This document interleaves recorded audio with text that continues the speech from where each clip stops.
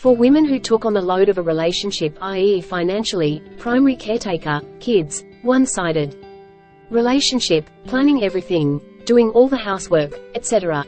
What was your light bulb moment? It was time to end the relationship? This post is locked, so I am unable to reply to newer comments, but I did want to thank everyone who was able to comment for sharing some insight into what led you to walk away and find newfound happiness. I am proud of each and every one of you. Hopefully this post helps encourage other women who are unsure to find the strength to choose themselves first. Clinking glasses. When he told me I'm too hard to please, it occurred to me one day that there would be no relationship if I stopped trying. I was doing 100% and he was doing 0%. So one day, I just stopped everything. We didn't have a final conversation or anything at all. I just stopped talking to him and we never talked again. It was a 4-year relationship. I'm sure that was extremely exhausting, and such a relief when you stopped everything. Did you guys live together? We didn't live together, thankfully. It was so relieving. I remember getting up the next day and just feeling like a huge weight was lifted off my shoulders. I no longer had to feel upset, disappointed, let down, etc. When he screamed at me for leaving a light on while he was sleeping, 2 days after I had brain surgery and was still on some very strong painkillers. The best decision I ever made was leaving him. When our life fell apart, we were having once every 4 to 6 months. I was practically begging for it. But every time we tried I realized I didn't even want him anyway because I was too busy being the manager of the household and basically his mother. I was 29 years old, but every time I looked in the mirror I felt like a washed-up old woman. That was the last straw. The negative emotions being experienced for years and then being able to finally be free is a surreal feeling. When he had an affair while I was busy taking care of everything so he could golf on the weekends to relax after working all week. We both worked full-time, and then blamed me because I wasn't a good partner. All while not noticing that I was deeply depressed. It was when I was 2 weeks postpartum with our second child and bedridden, and he left to take a 10-day vacation in California. He called and said what a relief it was to feel free of me and babies on the beach.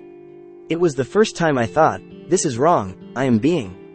In retrospect, the financial abuse where he drained my wealth should have done it, but it was the more physically vulnerable postpartum time that got the message through.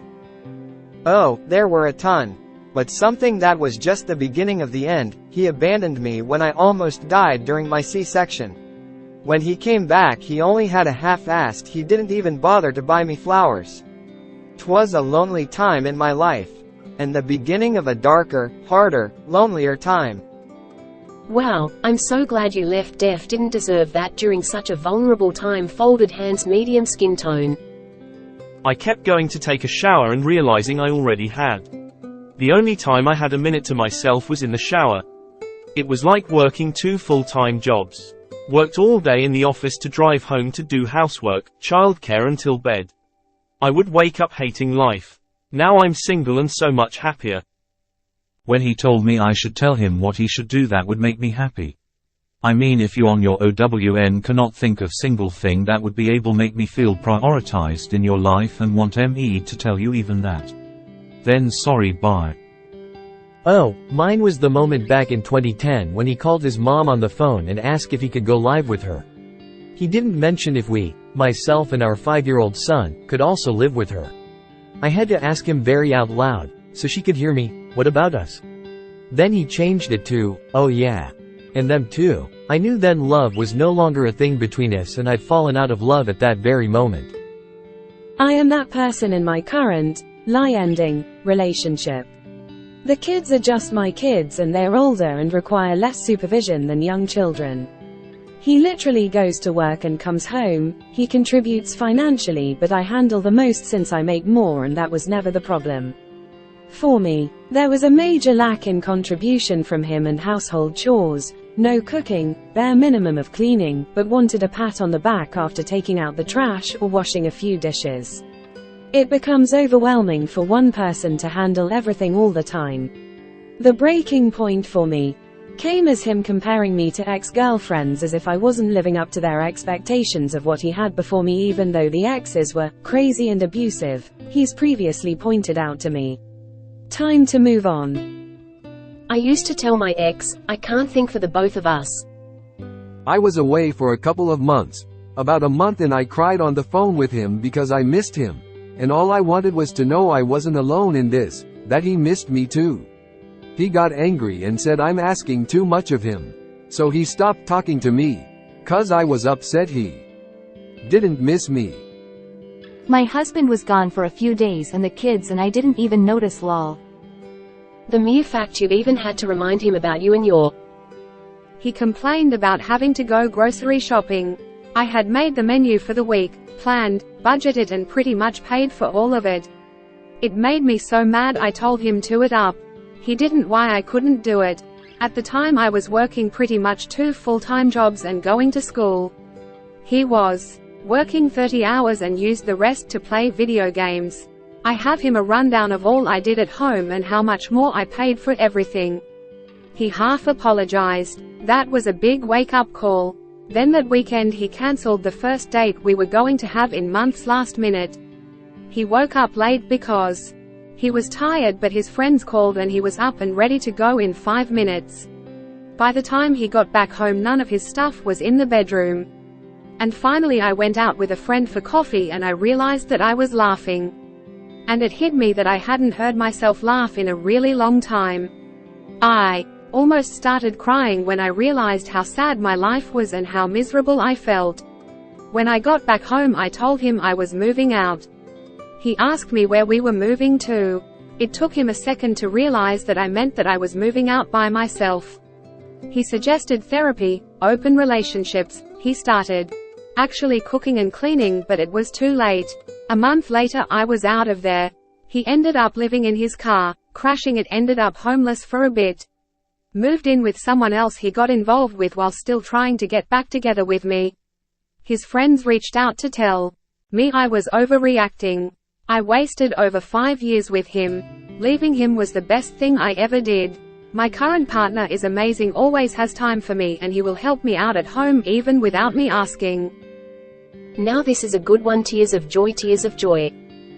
When he was nearly 30 and pretended he didn't know what a baking sheet, cookie sheet was because I asked him to make dinner one night. It was a frozen lasagna. The instructions were to put it on a cookie sheet and shove it in the oven. He likes to say he is the man and I need to do as he says. He said this to me when I was practically begging him to help me around the house. He's the man of the house even when I pay for 100% daycare, 100% utilities, 100% groceries and half our rent, and took care of our kids, the pets, cleaning and cooking. Sadly, it wasn't that or the abuse or the cheating that woke me up. It was my kid telling me when can make it without him. We never looked back after that. I was doing everything but paying the rent and bills, and I offered to pay a fair portion, but he insisted that he ought to do it. I was keeping house, running errands, making minor repairs, planning dates. You name it, it was me. I was encouraging him to pursue his dream job as a writer, so he would spend his time after work in the office. I cleaned up for him and I would bring him his dinner. I found out that he hadn't been writing at all. He had been playing StarCraft for weeks, maybe months, while I waited on him so he could write. Then I found out that his parents were paying for everything for us, rent and bills. His paycheck went mostly to buying he didn't need. I've told this story before, but his parents weren't wealthy and his dad worked a very taxing blue-collar job. Wow, literally weaponized incompetence and such a turn-off. Yup, I finally had a friend visiting after being too busy to socialize, and all I wanted was for him to take care of the dinner, and he couldn't stand the idea of it. So, what's a baking sheet? Gross, and I'm so glad that's over.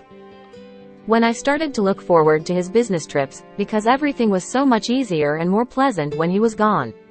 I was only cleaning up after myself and an infant, which, that sucks in and of itself. There was no second adult making messes and waking me up in the middle of the night to pester me. Forgot the idea. This could be every made it happen. And then the baby was the only one waking me up, because that's what babies do. It just stopped. I had no more mental energy. We were living in a somewhat fundamentalist Christian community and I had no support as a wife or a woman. I reached out for help and no one was there. I became suicidal. It was oddly enough his boss telling me that I had to be a better wife or leave today. I left that day. That is extremely sad and entitled of him to make his dad carry that burden. How did you find out, if you don't mind me asking?